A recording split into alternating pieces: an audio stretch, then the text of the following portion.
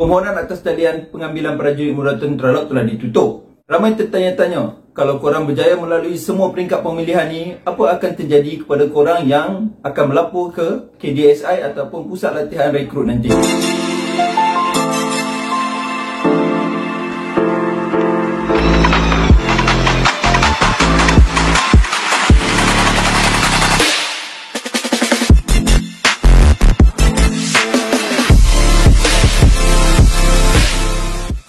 Assalamualaikum dan selamat sejahtera. Aku Fakir Tokai. Welcome to my channel. Kita sembang santai cerita tentang tentera. Korang semua apa khabar? Aku harap korang berada dalam keadaan baik. Pada yang kali pertama sampai ke channel aku ni, aku ucapkan selamat datang. Untuk makluman korang, aku seorang pesara tentera. Jadi aku berkongsi cerita-cerita tentang tentera. Kepada yang belum subscribe, aku harap korang boleh subscribe. Yang dah subscribe, aku ucapkan terima kasih. Dalam video-video aku banyak berkongsikan tentang pengambilan tentera, sama ada daripada segi prajurit muda ataupun pegawai kadet. Jadi aku banyak terima pertanyaan tentang apa akan berlaku kepada seseorang yang telah berjaya melalui proses pemilihan dan kemudiannya melapor ke KDSI ataupun KD Sultan Ismail di Pengerang, Johor untuk menjalani latihan sebagai prajurit muda TLDM.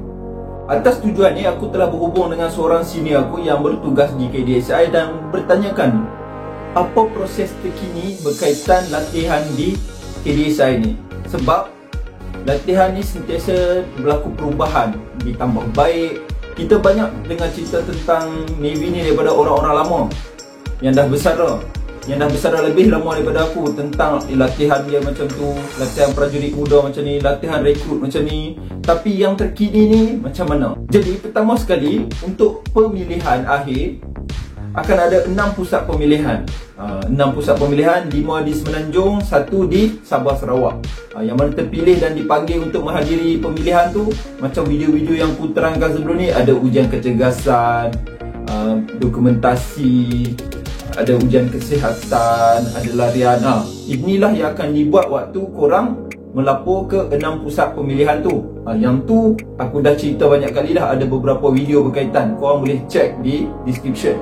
Tapi kali ni aku nak cerita apa yang akan berlaku apabila korang semua dah terpilih dan melapor ke KDSI. Pertama sekali, korang yang telah melepasi pemilihan di 6 pusat pemilihan ni bukan confirm lagi jadi tentera laut. Jadi semua orang yang terpilih akan melaporkan diri ke sana, dan biasanya jumlah yang melapor diri adalah melebihi jumlah yang nak diambil pada tahun tu. Contohnya, kalau satu intake ada 600, yang melapor diri mungkin 650, 700. Seterusnya, dalam minggu pertama, korang belum lagi menjalani latihan yang dikendalikan oleh KDSI. Korang melapor, tapi sebenarnya korang masih lagi di bawah tim pemilihan punya tanggungjawab. Tim pemilihan yang buat pemilihan untuk bawa korang ke KDSI ni, diorang akan buat lagi satu proses pemilihan di KDSI. Ini adalah tapisan akhir. Dalam tempoh seminggu untuk tapisan akhir ni, sebenarnya perkara yang sama yang dibuat di pusat-pusat pemilihan tu akan diulang semula, tetapi dengan lebih terperinci.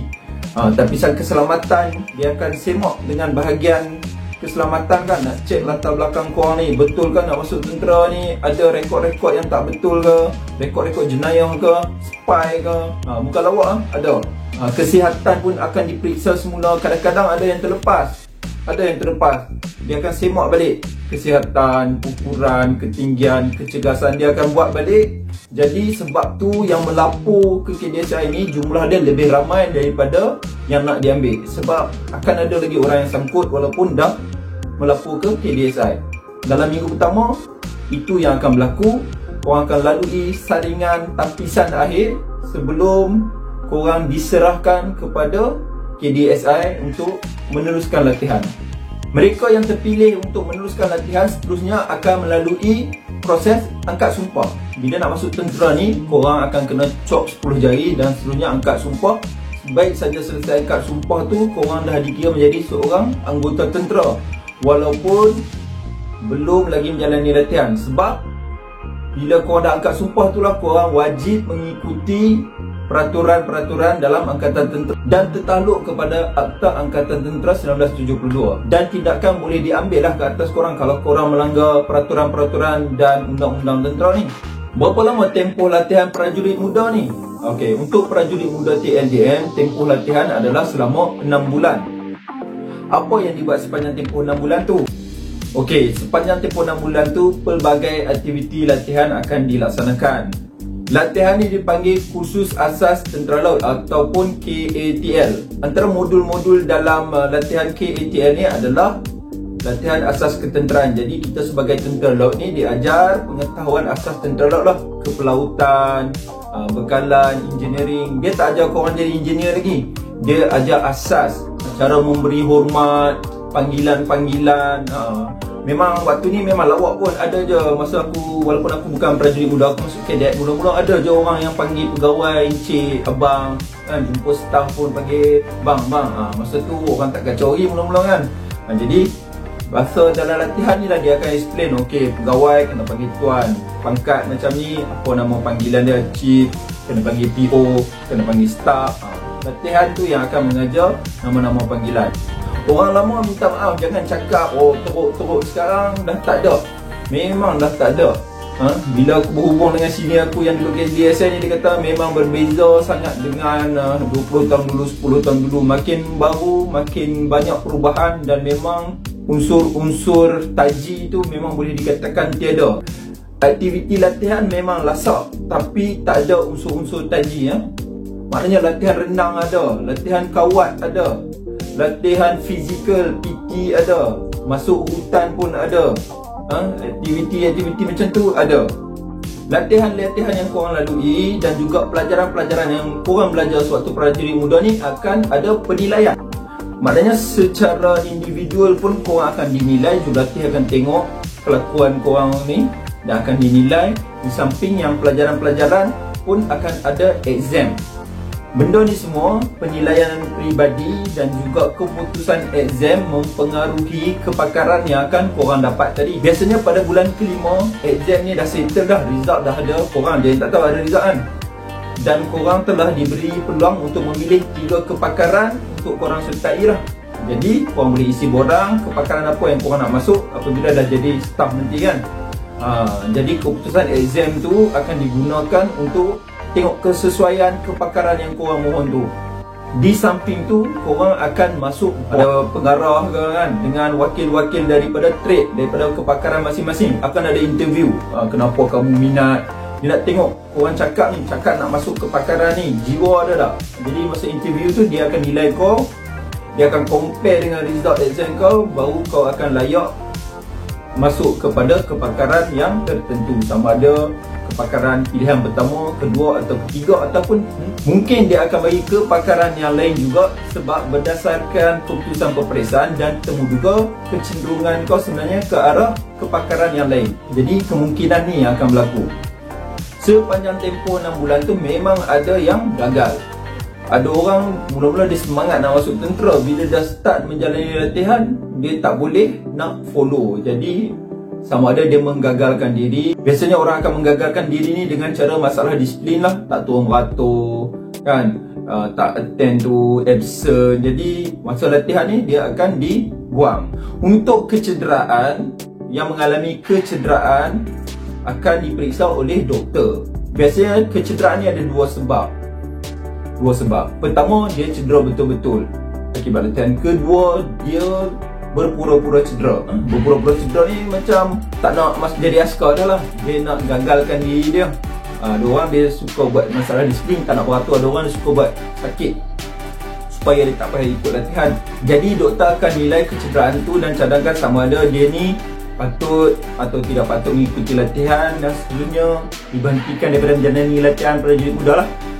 Bagi mereka yang mengalami kecederaan semasa latihan tetapi masih serius untuk meneruskan kerjaya sebagai anggota tentera laut, mereka ni akan diberi peluang untuk menyertai intake akan datang. Nak teruskan latihan semasa tak boleh sebab injured. Doktor pun sahkan ini kecederaan yang betul.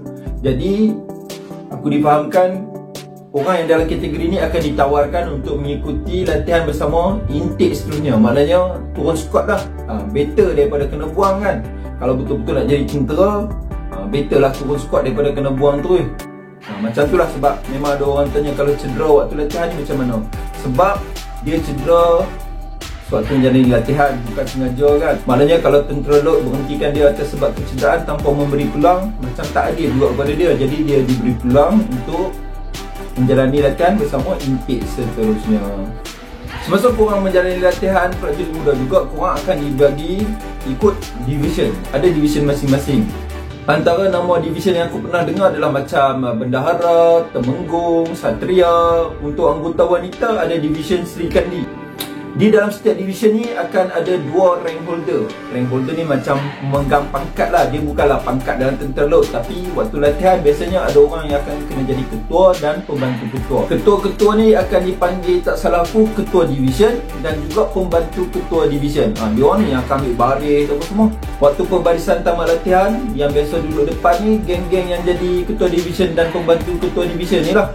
Untuk pembarisan tamat latihan, biasanya korang diperuntukkan 45 hari latihan untuk POP. Jadi setiap hari berkawal lah untuk menghadapi pembarisan terbesar dalam hidup korang sebagai seorang anggota tentera. Pada pembarisan tamat latihan ni ataupun POP ni adalah penyampaian hadiah kepada prajurit muda terbaik, akademik terbaik, keseluruhan terbaik, jasmani terbaik. Masa-masa ni lah korang akan tengok siapa yang terbaik di kalangan korang. Jadi secara ringkasnya itulah yang akan berlaku kepada mereka yang terpilih dan seterusnya melapor ke KDSI untuk menjalani latihan sebagai prajurit muda TLDM. Aku harap penerangan aku dalam video ini dapat memberikan korang maklumat tentang apa yang bakal korang hadapi sekiranya korang telah berjaya terpilih untuk memasuki prajurit muda TLDM. Jadi sampai di sini sahaja video aku untuk kali ini. Aku harap korang boleh komen tentang apa yang korang nak tahu untuk video akan datang. Sekali lagi, kepada yang belum subscribe, aku harap korang boleh subscribe. Aku ada kongsikan video-video yang baru setiap minggu. Kita jumpa lagi di video akan datang. Aku Fakrin Tokai. Terima kasih. Assalamualaikum.